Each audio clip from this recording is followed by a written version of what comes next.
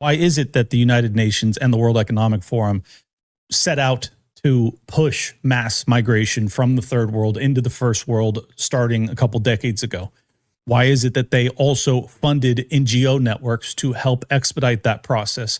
Why is it that we fought so many wars in the Middle East that created such a migrant crisis and migrant flood into the very nations that from whence those bombs were being dropped? Why is it that we have been shamed to the end of the earth if we call out any of this? Why are we labeled as hateful, bigoted, xenophobic, whatever term they want to apply to us? Why is it that we can't talk about this openly and honestly?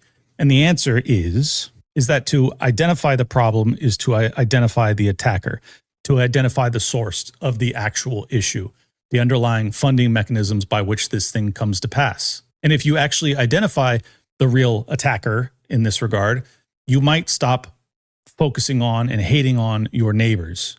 You might stop doing the red team, blue team nonsense. You might actually look up at who is dictating these things that are against the will of the public. You might start to realize that the reason that you are called a racist, hateful, bigoted, whatever, is because the entire mechanism for control is essentially a shame game, that they want you to suppress your own speech, your own free thinking, your own critical analysis, your own critical thought. If you think freely and you speak freely, you might actually identify why this is transpiring. So what do? Well, they call you a racist, xenophobic bigot, and they hope that you'll shut up. They hope that you'll shut your brain off. They hope that you'll stop thinking or talking or screaming or protesting or rioting. They want you to give up. They want you to be silent. They want you to accept your fate. And unfortunately for them, some of us aren't fucking willing to go quietly into that good night. And I want you to look at this photo, because these are the young men of Belfast today in the streets. Look at them. Have you ever seen such aura in your entire life? Have you ever seen anything that instantly increases your testosterone levels like a photo like this? The rain dropping, clad in all black.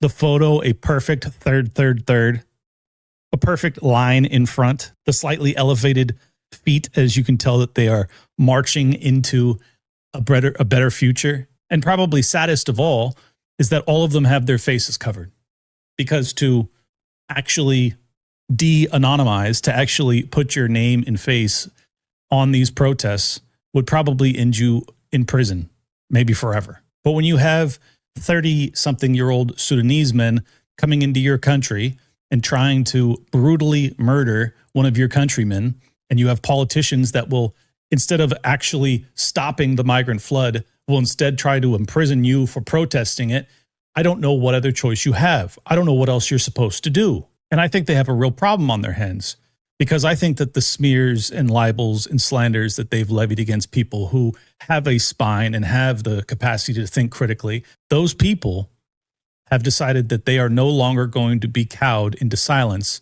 with names that don't actually apply to them. White men are afraid of their own power. When black people chimp out, it looks like nihilistic gang violence and drive-by shootings. When brown people chimp out, it looks like Allah Akbar and it looks like cartels. When white people chimp out, it looks like ubiquitous domination. A level of conquest that other people could never fucking conceive of is the reality. And that makes a lot of people uncomfortable. And on some level, I don't even like being the one to say it, because temperamentally I'm a sensitive person, but we have to start acknowledging that's the reason why all of this has been foisted upon us as a people, is because they are afraid of us, is the reality. Now, I'm not sure that I agree with his conclusion there.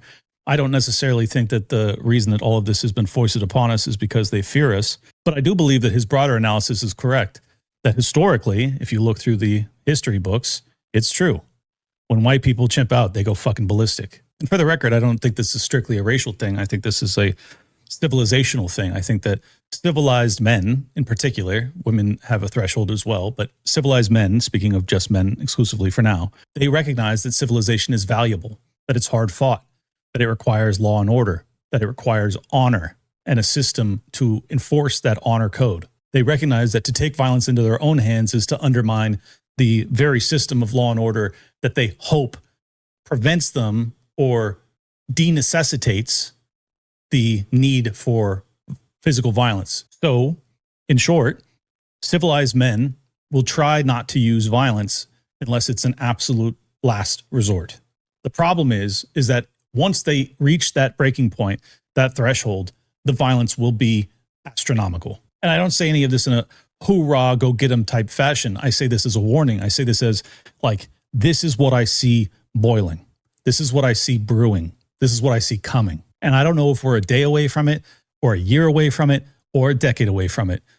But I strongly believe that there will be a breaking point where civilized men decide to be uncivilized to try and save civilization.